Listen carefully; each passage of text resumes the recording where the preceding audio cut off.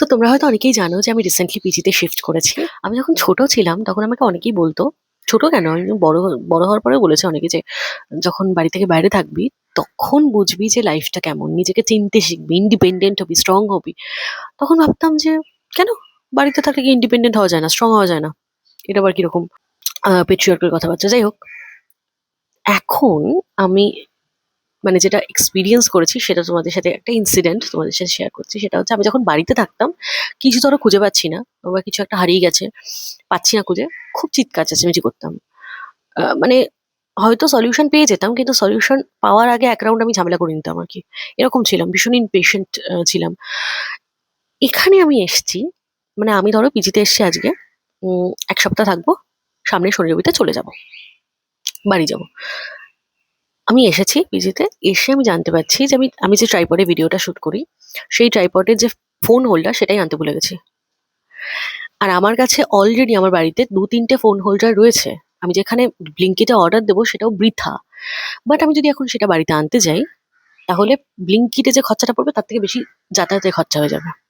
বুঝতে পারছো আমার কন্ডিশনটা? মানে আমি, মাথা তো আমার আগুন গরম হয়ে গেছে, বাট আমি কিছু বলতে পারছি না, চিৎকারটা কার সাথে করবো?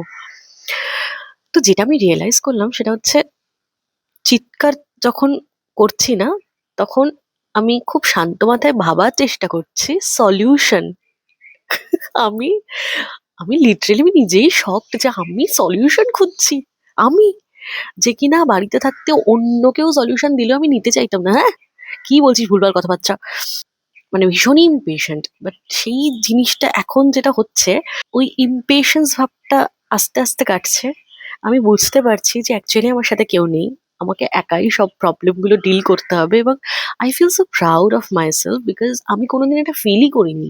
মানে যেটা আমি ফিল করছি সেটা না তোমাদের আমি বলে বোঝাতে পারবো না, ইটস কোয়াইট ডিফারেন্ট ফিলিং যেটা হচ্ছে আমার এখন, যে সবকিছু তো আমি একাই সামলাতে পারি, বা প্রবলেমস যেগুলো আসছে সেগুলো তো আমি একাই ডিল করছি। তার মানে আমিও actually strong, but situation wise. যখন আমি একা, সম্পূর্ণ কমপ্লিটলি একা, তখন আমার সত্যি কাউকে প্রয়োজন নেই আমার প্রবলেমগুলো হ্যান্ডেল করার জন্য। এটা না সত্যি একটা, বলে না ইন্ডিপেন্ডেন্স একটা আলাদাই স্বাদ রয়েছে, সেই স্বাদটা আমি এখন অনুভব করছি। যাই হোক, এটাই বলার ছিল। Thank you, by.